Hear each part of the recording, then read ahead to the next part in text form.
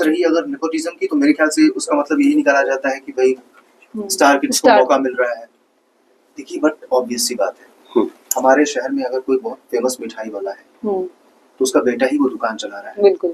गुप्ता जी यादव जी के बेटे को नहीं दुकान में बिठा देते है ना, ऐसा ही होता है। ये एग्जांपल बढ़िया है। हाँ, बहुत सारी ऐसी फिल्में जिसको देखने के बाद आज आप हंसेंगे यूट्यूब पर, यार ये क्या ही था, उसके मिलियंस में व्यूज है, कौन देख रहा है उसको। मतलब ये है कि हर फिल्म का अपना एक दर्शक वर्ग है।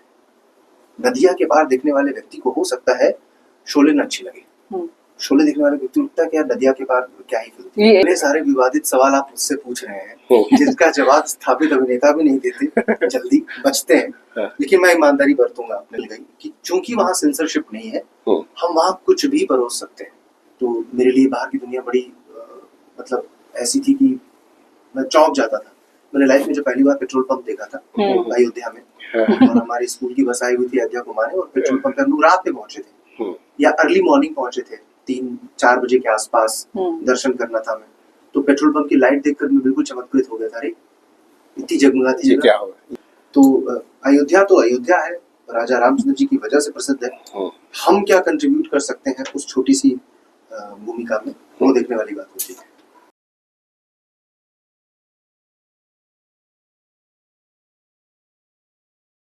आज हमारे साथ है एक युवा प्रोड्यूसर और एक्टर यजुवेंद्र प्रताप सिंह, जो पिछले 15 सालों से फिल्म इंडस्ट्री से जुड़े हुए हैं। यजुवेंद्र जी, आपका हमारे शो में स्वागत है। आपने अपनी फिल्म की करियर की शुरुआत एक अंक से की है, जो बेसिकली सोशल अवेयरनेस पे डिपेंड है। तो ऐसा क्यों? एक्चुअली एक अंक से मेरी शुरुआत नहीं हुई है। शुरुआत मेरी 2013 से हुई थी, और 2013 से लेकर 2019 तक मैंने लगभग आधा दर्जन इंडिपेंडेंट फिल्म्स के टेलीविजन किया, थिएटर किया, और थिएटर तो मैं 2008 से कर रहा हूँ। ये फिल्में चुनने की जो सबसे बड़ी वजह ये थी कि मैं नहीं चाहता था कि मेरा सिनेमा जिसमें मैं कभी एज ए मेन लीड सोचा जाऊँ, जब मैं इस तरह की फिल्में करूँ तो वहाँ से कुछ बात भी निकल कर आए, सिर्फ एंटरटेनमेंट तक ही महदूद न रहे मेरी फिल्में। तो मैंने चुनी ही ऐसी फिल्में जो समाज को एक संदेश देती थी, एंटरटेन करती थी, और एक सशक्त बात कहकर निकल जाती थी। मैं अब ये कह सकती है कि एक ऐसी फिल्म रही मेरी लाइफ में जिसने अभी तक मुझे बहुत प्यार, इज्जत, मतलब ये कहा जा सकता है उसने आपको एक पहचान दी। हाँ, पहचान दी। लोगों के जहन में ये बात गई कि इस तरह का भी सिनेमा हो सकता है, और इस तरह के सिनेमा के भी नायक होते हैं, है ना? तो वहाँ से मेरी शुरुआत इस मायने में जरूर मानी जा सकती है। अच्छा, ये छोटे से शहर से आप निकले हैं और वहाँ तक का सफर बॉलीवुड का कैसा रहा? आसान तो कभी भी नहीं रहता, किसी के लिए भी नहीं रहा। बट ये है कि इस यात्रा को मैं बहुत ट्रॉमेटिक या ट्रेजिक या बहुत संघर्ष किया, इससे कभी भी परिभाषित नहीं करता और महिमा मंडित भी नहीं करता। मैंने एंजॉय किया इसको। बीच बीच में तकलीफें रहती हैं, आप एक्टर नहीं होते हैं, आप रेगुलर लाइफ में कुछ कर रहे होते तो तकलीफें तो वहाँ भी होती हैं। बस ये बात अभिनय में इसलिए ज़्यादा हो जाती है क्योंकि इसकी चर्चा बहुत होती है, तो लोगों को लगता है कि वहाँ बहुत स्ट्रगल है। स्ट्रगल किसी भी फील्ड में है, आज आप कुछ भी अच्छा करना चाहेंगे स्ट्रगल है ही है। तो मैं जब यहाँ से निकला, मेरे दिमाग में एक चीज़ क्लियर थी कि मैं कुछ ऐसा करना चाहता हूँ जो मुझे पसंद है, जो मैं करना चाहता हूँ। आपको मुझे देखकर लगा कि यार यजुवेंद्र को ये चीज़ देनी चाहिए, वो भी हो, उससे कोई एतराज़ नहीं है, लेकिन मुझे मेरे किरदार मिले, जिन कहानियों को मैं पर्दे पर उतारना चाहता हूँ अपनी किरदार के द्वारा, वो कहानियाँ मिले मुझे। मतलब अभी तक जितना आपने एक्टिंग की है वो खुद की पसंद रही है? हाँ, ऑलमोस्ट। अभी तक जिन चीज़ों को करते मुझे मज़ा आ रहा है, जो चीज़ें मेरी अभी अपकमिंग है या आ रही है या आने वाली है, वो सब वही हैं जो मेरी सोच से मिलते जुलते थे। हालांकि अब मैं बहुत सारे प्रयोगों के लिए भी तैयार हूँ, बट ये है कि ये प्रभु कृपा है।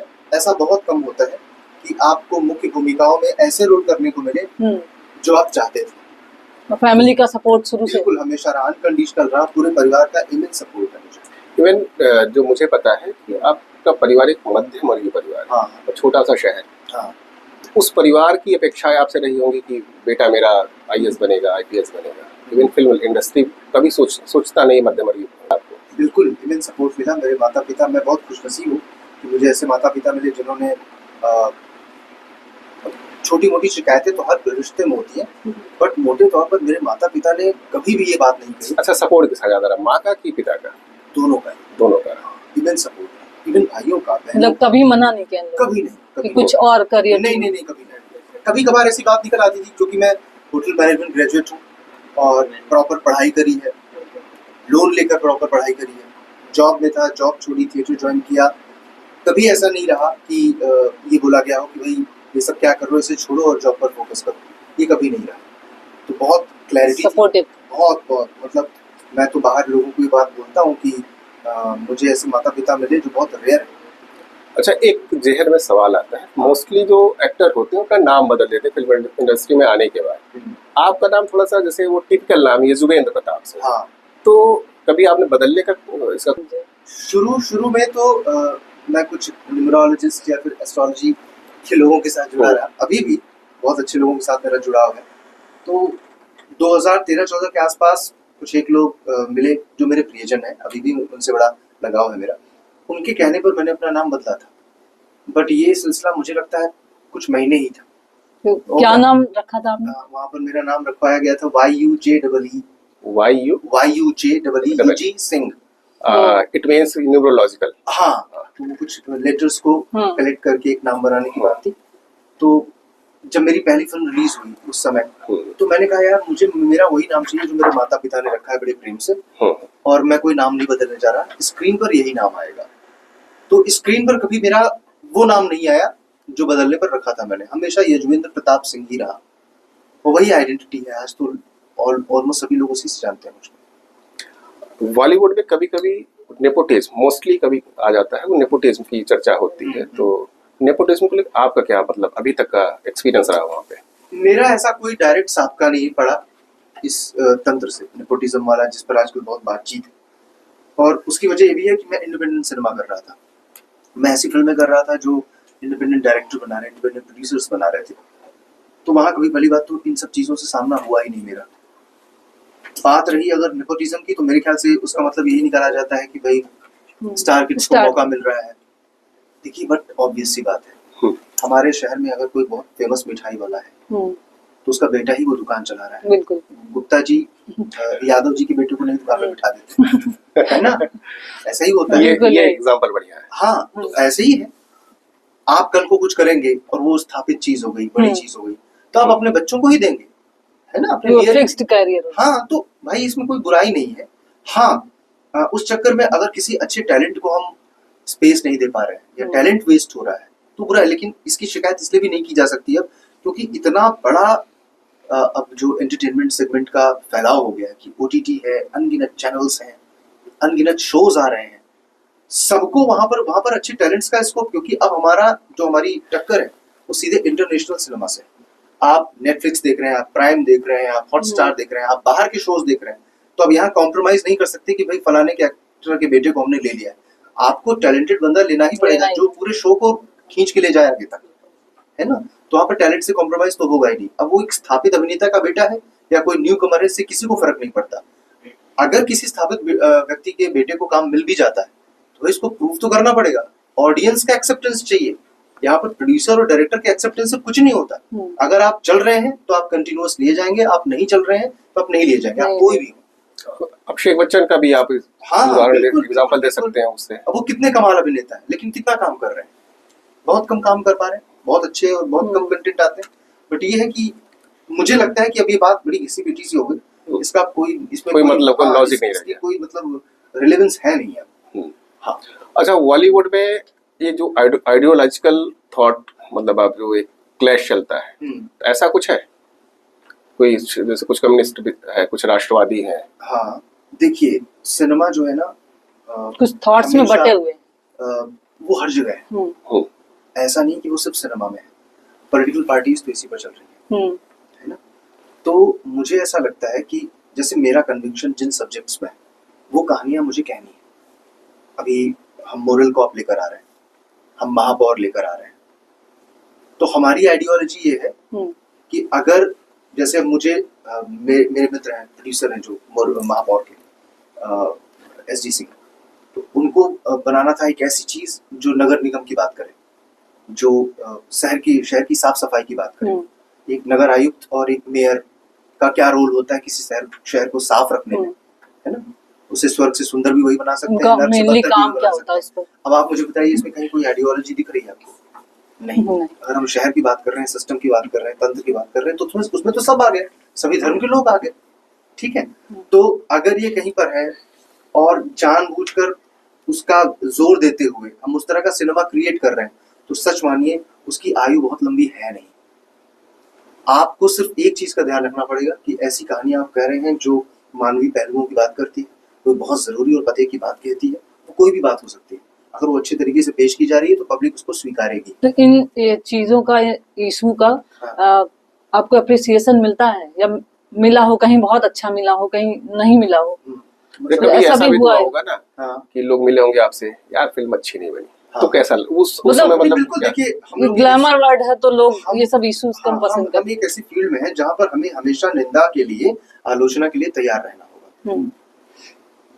हम ही एकमात्र ऐसी फील्ड है जिसको कोई बैंकर, इवन पान वाला, मजा नहीं आया साहब, हाँ वही बोल सकता है। हम्म। आप एक बैंकर को कभी नहीं बोल सकते तुम बैंकिंग अच्छी नहीं कर रहे, लेकिन वो बंदा बोल सकता है यार तुम एक्टिंग अच्छी नहीं की है, पिक्चर अच्छी नहीं थी, मजा प्लॉट नहीं, अच्छा नहीं था, मजा हाँ। नहीं आया। प्लॉट तो बहुत मतलब अपग्रेडेड वर्ड हो गया, उसको तो प्लॉट पता भी नहीं होगा, वो ये बोल देता है, एक सिरे से खारिज कर देता है, आप कुछ भी हो।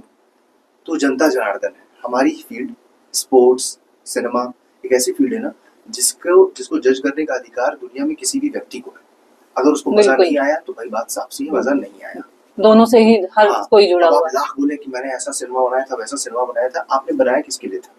ऑडियंस के लिए, ठीक है। हर फिल्म का अपना वर्ग है, आप विश्वास मानिए, मैं ये मान नहीं सकता, बहुत सारी ऐसी फिल्में जिसको देखने के बाद आज आप हंसेंगे यूट्यूब पर, यार ये क्या ही था, उसके मिलियंस में व्यूज है, कौन देख रहा है उसको? हमें इसका हमारे मतलब ये ऐसा है, ऐसा हमारे कई आगे बार से लोग- हाँ, तो इसका मतलब ये है कि हर फिल्म का अपना एक दर्शक वर्ग है। नदिया के पार देखने वाले व्यक्ति को हो सकता है शोले न अच्छी लगे, शोले देखने वाले व्यक्ति को लगता है कि यार नदिया के पार क्या ही फिल्म थी। ये ऐसी फिल्में हैं जो अभी तक चलती हैं। हाँ, हर फिल्म का शोले को जितना बेशुमार प्यार मिला, नदिया के पार को जो बेशुमार प्यार आज तक मिल रहा है। दर्शक को अच्छे सिनेमा से मतलब है, और हर वर्ग का दर्शक है आपके बीच में। आप कितना कंटेंट उसके लिए क्रिएट कर रहे हैं, बात इस पर होनी चाहिए। ओटीटी प्लेटफॉर्म क्या उस पर रेगुलराइजेशन होना चाहिए, रोक लग मतलब कुछ सेंसरशिप होनी चाहिए, क्या कभी भी वो गवर्नमेंट से फ्री है हिसाब इतने से? सारे विवादित सवाल आप मुझसे पूछ रहे हैं जिसका जवाब स्थापित अभिनेता भी नहीं देते, जल्दी बचते हैं, लेकिन मैं ईमानदारी बरतूंगा अपने सेशन में। देखिए, ओटीटी ने बहुत सारा शानदार कंटेंट परोसा है। हम सबने पंचायत देखी, गुल्लक देखी, बहुत शानदार। लेकिन उसके साथ साथ वैलिडिटी भी तो हाँ, परोस रहा है। लेकिन एक वर्ग है जिसको ये फ्रीडम मिल गई कि चूंकि वहां सेंसरशिप नहीं है, हम वहां कुछ भी परोस सकते हैं, ठीक है। अब इसमें एक मॉरल रिस्पॉन्सिबिलिटी होती है कि आज मोबाइल हर व्यक्ति के हाथ में अवेलेबल है, मैं हर आपसे बच्चे के हाथ में वही सवाल ही करने जा रहा हूँ। हाँ, मुझे जो अच्छा, पता उसकी है, ऑडियंस भी अलग ही होती है। नहीं, देखिए, ऑडियंस हमेशा से थी, ठीक है। ऑडियंस कभी आपसे नहीं कहने जाएगी आप ये क्रिएट करो, मैं ये देखना चाहती हूँ। आप जो क्रिएट करेंगे, जो कंटेंट उसके हाथ में अवेलेबल है, वो वही देखेगा, वो देखना पड़ेगा, ठीक है, वो देखना ही पड़ेगा, उसके पास कहाँ चॉइस है। तो इसमें थोड़ा सा फिल्म मेकर्स का, फिल्म प्रोड्यूसर्स का, डायरेक्टर्स की एक मॉरल रिस्पॉन्सिबिलिटी है, बिल्कुल, कि आप कुछ पैसों के लिए, आप सिर्फ क्रिएट करने के लिए, सेंसेशन क्रिएट करने के लिए आपने बना तो दिया, पर आप विश्वास मानिए आपकी उन कामों से जनरेशंस प्रभावित हो रही हैं। बिल्कुल, जैसे है ना। एक अभी लेटेस्ट मिर्जापुर आई, मिर्जापुर 3, हाँ, उसमें जो रिश्ते टूटते दिखाए हैं एक घर के अंदर के, हाँ, तो इसका इम्पैक्ट पूरे घर पे पड़ेगा, उसमें पूरा समाज शामिल हो जाएगा। अच्छा, इन्हीं लोग को लोग रोल मॉडल बना लेते हैं। एक साइकी पर प्रभाव तो पड़ता है, बिल्कुल, है ना। आप बच नहीं सकते, सब कॉन्शियसली आपके दिमाग में वो बातें जाती तो हैं। और मैं ये नहीं कहता कि समाज में जितना कुछ घट रहा है उसके लिए डायरेक्टली सिनेमा ही जिम्मेदार है, ऐसा भी नहीं है। ये ग्रोइंग एज के जो बच्चे हैं, इन्हीं पर ज्यादा इसका प्रभाव जैसे बिल्कुल पड़ रहा है, क्योंकि उनको अभी समझ है नहीं। हाँ, उनको अब वही है हमारी फिल्म मॉरल कॉप, जिसकी मैं अभी जो हमने प्रोड्यूस करी, जी जी, उसमें यही बात है कि कुछ तो सुपरविजन जैसा रखेंगे, कुछ तो हम फिल्टर रखेंगे, या हमने अपने बच्चों के हाथ में एक एटम बॉम्ब के तौर पे मोबाइल दे दिया है, अब वो हमारी मौजूदगी में, गैर मौजूदगी में क्या देख रहे हैं वहां पर हमको नहीं पता, ठीक है। और मोबाइल आप जूम पे क्लासेस उनकी चल रही हैं, क्लासेस कराने के बाद आप उनसे ये नहीं बोल सकते कि अब तुम्हारे हाथ में फोन नहीं रहेगा, पढ़ा आप मोबाइल में। बच्चे भी बोलते हैं कि मुझे भी वर्क करना। हाँ, तो आपने जब जूम क्लासेस के थ्रू उनको पढ़ाया है तो एंटरटेन करने की जिम्मेदारी भी आपकी है, लेकिन सुपरविजन आपका चाहिए, चाहे वो अध्यापक का हो चाहे वो अभिभावकों का, वो तो बनता है। बिल्कुल, सुपरविजन तो आजकल के बच्चे ही ज्यादा बिगड़ रहे हैं ना। पहले ये था कि टीवी है, टीवी सबको बिगाड़ रही है, आज मोबाइल है वो सबके हाथ में। अभी एक गाना आया वो स्त्री 2 आज की रात ऐसा समथिंग करके, तो उसको जो देखता है, देख के जो बाहर निकलेगा, जाहिर सी बात वो फिर उसी टाइप का है, सोच उसकी सोच बन जाती है। तो जो महिलाओं, खासतौर से महिलाओं को लेकर जो अपराध हो रहे हैं, मुझे लगता है कहीं ना कहीं ये भी जिम्मेदार है। देखिए, ये तो बड़ा बहुत वास्ट सब्जेक्ट है एक्चुअली। इसमें सिर्फ सिनेमा नहीं आता, इसमें पुअर पेरेंटिंग भी आ रही है। बिल्कुल, माँ बाप अपने बच्चों की परवरिश कैसे कर रहे हैं। अभी एक स्कूल का डांस वायरल हुआ टीचर्स डे पे, छोटी बच्ची 8-10 साल की होगी, उसी गाने पे उसने डांस किया, और ड्रेसिंग भी ऐसी थी कि आप मतलब किस परिवार से निकले। आप देखिए, फिल्म की गलती कम है ये, अगर वो गाना ना होता तो कोई और गाना होता। ये पेरेंट भी वैसे ही हैं कि उन्होंने कैसे भेज दिया पहना के। वो पेरेंट्स कैसे थे और वो स्कूल कैसा था जिसने उस स्पेसिफिक डांस नंबर को चुना, वो भी टीचर्स डे पे। हाँ, तो ये जिम्मेदारी अध्यापकों की और पेरेंट्स की थी। इसमें आप सिनेमा में बहुत सारी फिल्मों बहुत शानदार गाने भी हैं, बहुत मीनिंगफुल भी हैं, आप उस पे कर सकते थे, पर आपने चुना सिर्फ वही गाना। तो यहाँ पर हमेशा सिनेमा को आप नहीं गिर सकते, यहाँ पर कुछ मोरल रिस्पॉन्सिबिलिटी पेरेंट्स और टीचर्स की भी होगी। बिल्कुल है। हाँ, मोरल कॉप्स जो आप अभी शूट कर रहे थे, हाँ, वो कैसी स्टोरी, मतलब किस टाइप की है? मोरल कॉप बेसिकली एक छोटा बच्चा है और उसके हाथ में फोन थमा दिया है पेरेंट्स ने। अब वो फोन के थ्रू वो किस दुनिया को एक्सप्लोर कर रहा है ये अभिभावकों को नहीं पता। वो किस दुनिया में एंटर कर रहा है उसके थ्रू नहीं पता। तो बाल मन पर, एक छोटे बच्चे के मासूम से मन पर मोबाइल के इन सब चीजों का क्या दुष्प्रभाव पड़ता है, पूरी फिल्म इसी की बात कहती है। एक जिम्मेदार अध्यापक कैसा होना चाहिए, करंट टॉपिक उठाया आप लोगों ने। एक जिम्मेदार अध्यापक कैसा होना चाहिए और एक अच्छे माता पिता की पहचान और लक्षण क्या है, पूरी फिल्म इसी पर बात करती है। तो नहीं है एक नाम कन्हैयालाल करके, नाम था कन्हैयालाल, वो शायद वो डॉक्यूमेंट्री है जिन्होंने मेरी फिल्म लिखी और डायरेक्ट की है, मिस्टर पवन कुमार, उन्हीं की लिखी और डायरेक्ट की हुई है। वो डॉक्यूमेंट्री है जिसमें अमिताभ बच्चन साहब से लेकर पंकज त्रिपाठी साहब, बहुत सारे महान कलाकारों ने साथ दिया उस डॉक्यूमेंट्री के बनने में। वो भी एमएक्स प्लेयर। अच्छा, मुझे लगता है कन्हैयालाल के बारे में नई जनरेशन जानती भी नहीं हो। नहीं जानती, इसीलिए बनाई गई। वो मदर इंडिया में जो सुक्की लाला थे, जो मेन विलन थे, बहुत महान अभिनेता थे, उन्हीं के ऊपर है वो। तो मुझे लगता है वो कैरेक्टर के बाद लोग जो लाला टाइप के रोल करते, मतलब ये जो होते थे गाँव में, उनसे चिड़ पैदा हुई था लोगों में। उन्होंने वो जो एक साहूकार प्रथा थी, सामंती प्रथा थी, उसका बड़ा विरोध हुआ। देखिए, सिनेमा का कितना कमाल है कि एक फिल्म देखने के बाद एक मूवमेंट उठता है कि भाई हमें ऐसे लोग सोसाइटी में नहीं चाहिए जो हमें नोच खसोट रहे हैं। ठीक है, तो सिनेमा एक ऐसा मीडियम है कि अगर आप चाहे तो उससे मिरेकल कर सकते हैं। और मैं इसी भाव के साथ, एग्जैक्टली इसी भाव के साथ फिल्में बना रहा हूँ। मैंने चाहे वो एक अंक की हो, एक अंक अवेकनिंग फिल्म थी मेरी लाइफ में। मैंने कभी नहीं सोचा था कि मैं यहाँ इस तरह से बैठकर इस तरह की कोई बातचीत कर रहा हूँ। मैं यही सोचता था कि मुझे अच्छे अच्छे रोल्स मिले, बड़ी फिल्मों में काम मिले और बड़े एक्टर्स के साथ, एस्टैब्लिश एक्टर्स के साथ काम करूं और अपने जिले में बड़ा सीना चौड़ा करके क्या। ऐसा कोई एक्टर जिसके साथ काम करने की इच्छा हो आपकी? पहले बहुत थी, अब किसी के साथ नहीं, ऑनेस्टली नहीं। ऐसा क्यों? वो अब क्या है, जब आप इस सिस्टम को समझ गए, ऐसा नहीं है कि नहीं है, कल को कोई टकराएगा ही, काम तो करना ही है, बट ऐसा नहीं कि कोई बहुत उत्कट इच्छा है कि मैं किसी के साथ काम करना चाहता हूँ। मुझे मेरे पसंदीदा रोल्स मिलते रहे। मेरे लिए फिलहाल यही है कि मैं उन लोगों तक पहुंचूं जिनका मुझे प्यार मिले, है ना, कि यार देखो ये भी एक लकीर हो सकती है जिस पर ये भी एक है ना, पहलू हो सकता है फिल्म बनाने का। हाँ, डेफिनेटली। जैसे राजेश खन्ना साहब, मैंने होश संभाला और सबसे पहली फिल्म जो देखी वो हाथी मेरे साथी थी। तो राजेश खन्ना साहब मेरे ऑल टाइम फेवरेट थे, है ना। इरफान साहब का मैं बहुत बड़ा, मतलब एक समय तक फैन रहा हूँ। अब मैं उनकी कामों को बड़ा डिकोड करके देखने की कोशिश करता हूँ कि यार ये स्पेसिफिक सीन कैसे किया होगा। महान कलाकार थे और बहुत सारे अच्छे अभिनेता हैं जो बहुत शानदार काम कर रहे हैं। तो उन सबको देखकर अभी तुम्बाड़ देखता हूँ तो सोम शाह का काम कमाल लगता है, कांतारा देखता हूँ तो ऋषभ शेट्टी का काम कमाल लगता है। अब काम इंस्पायर करता है, अभिनेता नहीं। अभिनेता नहीं। हाँ, क्या क्या काम किया है। और किस तरीके से उस रोल को अप्रोच किया होगा, क्या तैयारी रही होगी इसके पीछे। तो अब वो जो प्रोसेस है वो मुझे इंस्पायर करता है, न कि कोई स्पेसिफिक अभिनय। मुझे लगता है कि साउथ इंडस्ट्री ज्यादा हावी हो रही है, उसकी फिल्में ज्यादा चल रही है। देखिए एक ट्रांजिशन फेज से हम सब गुजर रहे हैं, और ऐसा हमेशा रहेगा ये भी नहीं कहा जा सकता। जैसा पहले नहीं था तो ये भी रहेगा, कोई जरूरी नहीं है। ठीक है, हर अच्छी फिल्म चाहे वो किसी भी लैंग्वेज में आए, मैंने इस बीच तो बहुत सारी ऐसे कंटेंट्स देखे जिसको बहुत कम लोगों ने देखा। ठीक है, तो हर अच्छी फिल्म अपनी जगह अपना ऑडियंस ढूंढ लेती है ना, वो चाहे साउथ का हो चाहे हिंदी की। इवन घोसला का घोसला एक फिल्म आई थी, हाँ। है ना, बड़ी छोटी सी फिल्म थी, मुझे नहीं पता था कि ऐसी कोई फिल्म आई हुई है। मैं जब थिएटर कर रहा था तो किसी ने मुझे बोला यार अनुपम खेर साहब की एक फिल्म आई है, जरा देखो। तो मैंने देखी, मुझे मजा आया, मैंने कहा यार बड़ी प्यारी फिल्म थी और बिल्कुल अलग पैटर्न पे बनी दिख रही है ना, इतने रियलिस्टिक अप्रोच के साथ हो रहा है काम। वो उसने अपना ऑडियंस ढूंढ लिया, कुछ जमीन की खरीद और बिक्री पर था इसमें। बड़ा कंटेम्पररी हाँ। सा, मतलब हमेशा से चली आ रही कॉमन सा समस्या इशू है, था लेकिन बहुत अच्छे और से उसको दिखाया। कितने अच्छे दिखाया। तो अच्छी फिल्म किसी भी लैंग्वेज में हो, कहीं की भी हो, वो देखी जाएगी, अपना दर्शक वो ढूंढ लेगी, वो चाहे साउथ हो वो चाहे हिंदी हो। दिल के सबसे करीब कौन सी मूवी है आपकी?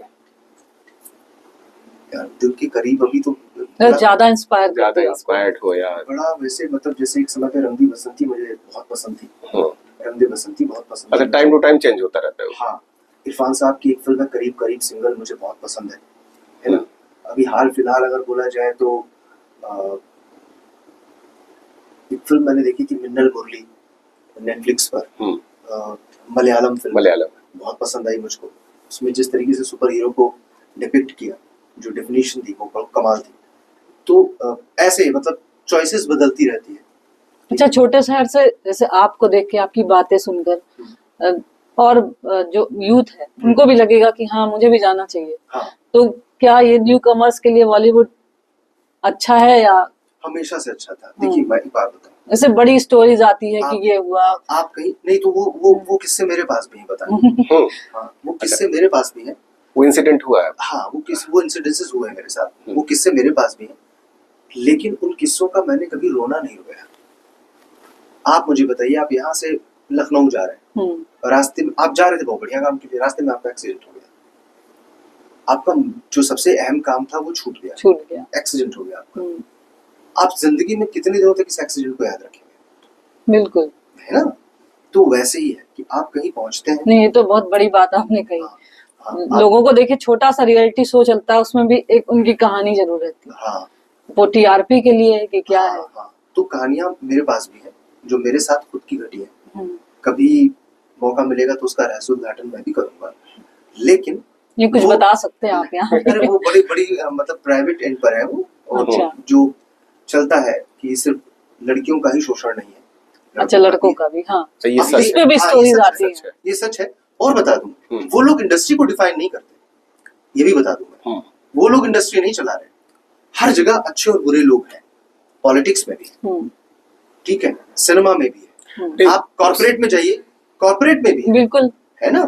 तो मैंने हमेशा, मुझे ये पता था कि मैं क्या करने आया हूँ, मुझे क्या करना है, लोग मिलेंगे, आपको ये पता रहेगा कि किस रास्ते आपको नहीं जाना है, या आपको मुझे क्या एक्सप्लोर करना है।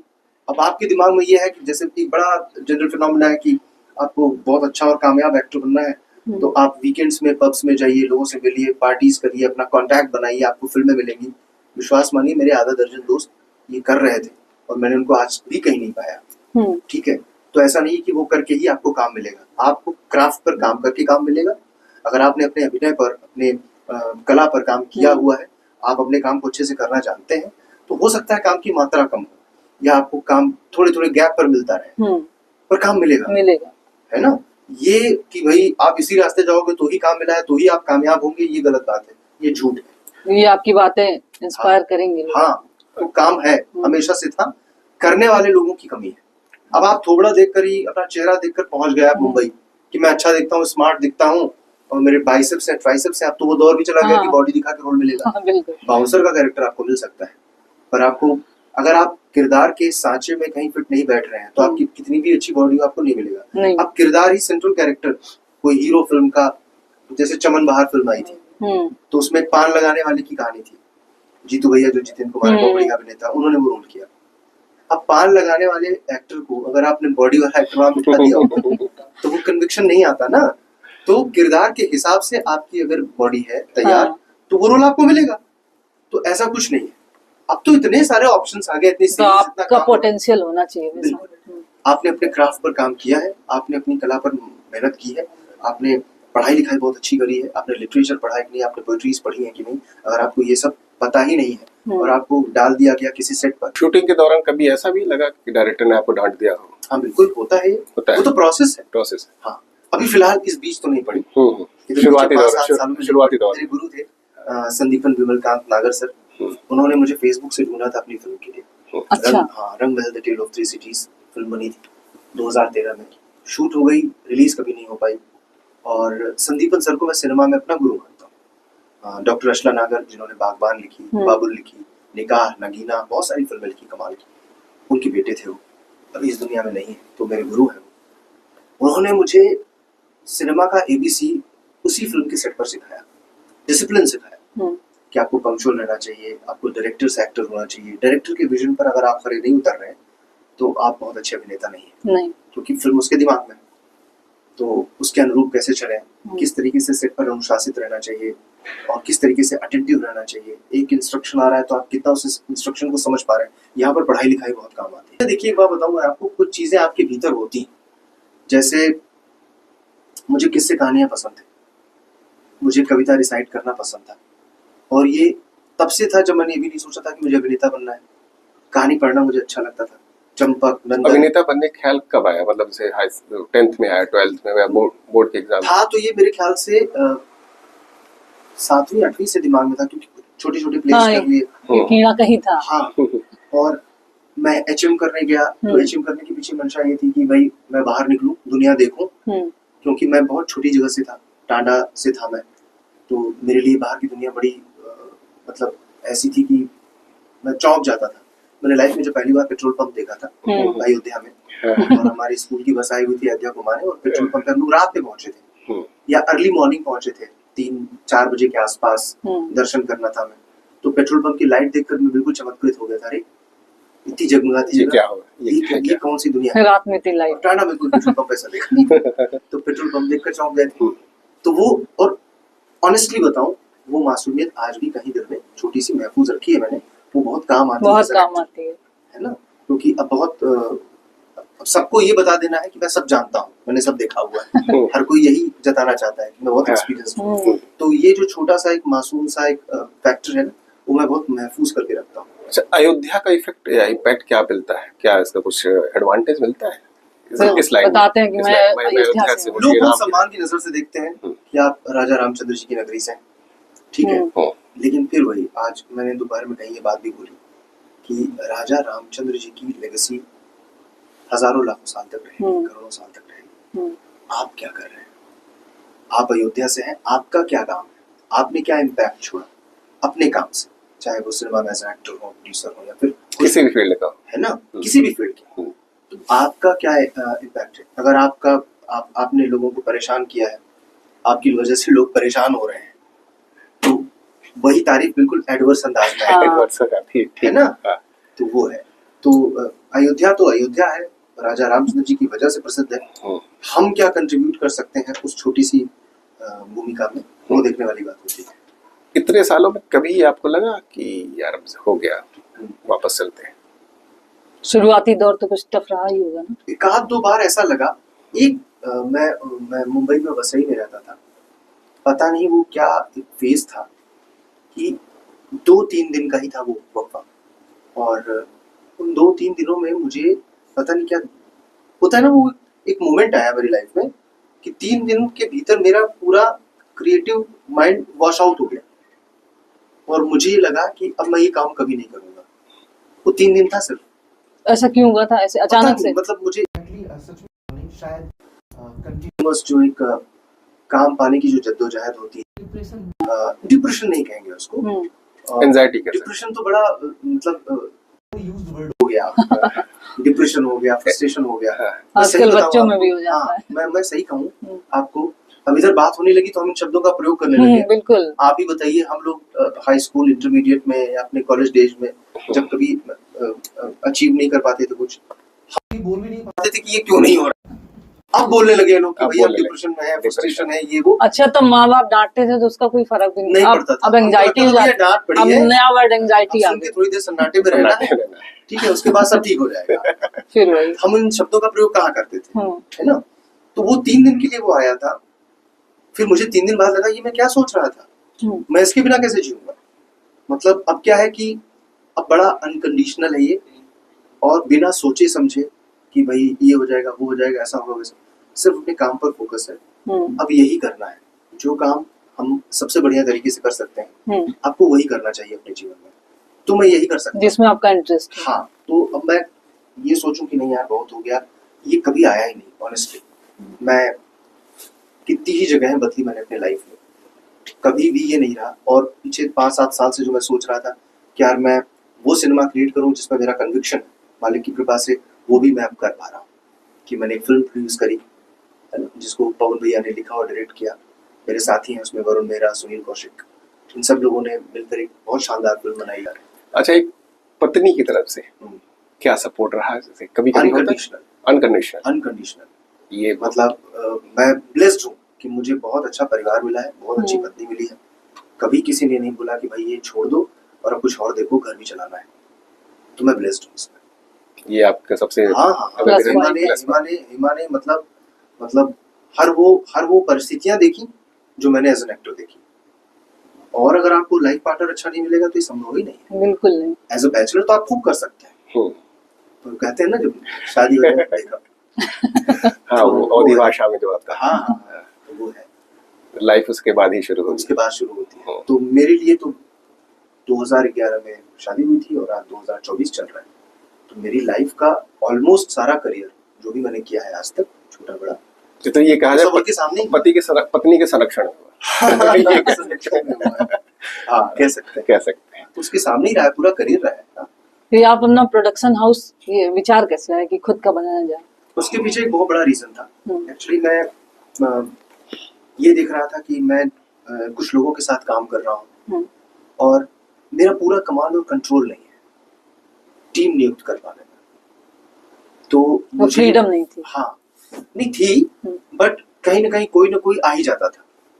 और चूंकि ये टीम प्रोसेस है, कोलैबोरेटिव प्रोसेस है, एक अकेला सिनेमा कभी नहीं बनाता, अकेला डायरेक्टर भी नहीं बनाता, अकेला प्रोड्यूसर भी नहीं बनाता। फोकस पुलर है, गैफर है, एडिटर है, डीआई आर्टिस्ट है, सिंगर है, म्यूजिक कंपोजर्स है, म्यूजिक प्रोड्यूसर्स है, बड़ी टीम है। कि मोरल कॉप को बनाने में 100-150 लोगों की जरूरत पड़ गई।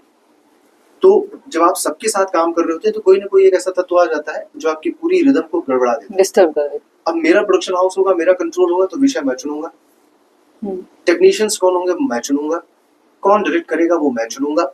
ये सबसे बड़ी वजह थी अपना प्रोडक्शन हाउस खुद फॉर्म करने की। बट जिस तरह के विषय को बनाना चाहता हूँ मैं, वो मैं अपने प्रोडक्शन हाउस से ही करना चाहता हूँ। ये सोच थी इसको बनाने की। ये सरकार का भी कुछ रहता है कंट्रीब्यूशन इसमें? हाँ, क्योंकि सोशल अवेयरनेस पे बनाते हैं आप लोग फिल्म। देखिए, सब्सिडी तो रहती है। अगर आप उत्तर प्रदेश में शूट कर रहे हैं, मैंने महापौर लखनऊ में शूट करी और प्रतापगढ़ में मोरल कॉप शूट करी, तो डेफिनेटली गवर्नमेंट का वो तो है ही कि भाई आप अच्छी फिल्में बनाएं, अच्छे विषयों पर फिल्में बनाएं, और अगर अच्छे से बना रहे हैं तो फिल्म सब्सिडी है। तो सवाल थोड़ा राजनीतिक हो जाएगा। जैसे कुछ बचा नहीं है बंधु, ये भी पूछो। पॉलिटिक्स तो हर फील्ड में आता है। कुछ बचा नहीं है, सब पूछ ही लिया, ये भी तो बचा हुआ है, ये भी पूछ लो। तो जैसे 2017 में योगी जी की सरकार आई, उसके पहले भी सब्सिडी मिलती थी फिल्म बनाने में? मिलती थी कि अब ज्यादा मिलती? नहीं, पहले भी मिलती थी ऐसे इजीली। फिल्म बंधु जो एसोसिएशन, हाँ, फिल्म बंधु। अच्छा, सिक्योरिटी को लेके क्या है? सिक्योरिटी मतलब सुरक्षा को लेके इस सरकार में और पिछली सरकारों में, खासतौर से आप लोगों के फील्ड में? योगी जी के शासन में मैं तो बदलाव देखी सिक्योरिटी के पॉइंट ऑफ व्यू से, डेफिनेटली चेंजेस है और वो महसूस कर सकते हो। और ये कोई पॉलिटिकल स्टेटमेंट नहीं है, ये आप महसूस कर सकते हैं।